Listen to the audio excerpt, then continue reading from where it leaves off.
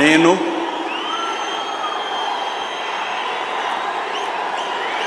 నారా చంద్రబాబు నాయుడు అనే నేను శాసనం ద్వారా నిర్మితమైన భారత రాజ్యాంగం పట్ల నిజమైన విశ్వాసం, విధేయత చూపుతానని,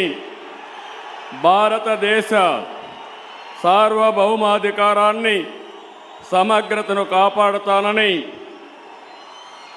ఆంధ్రప్రదేశ్ రాష్ట్ర ముఖ్యమంత్రిగా నా కర్తవ్యాలను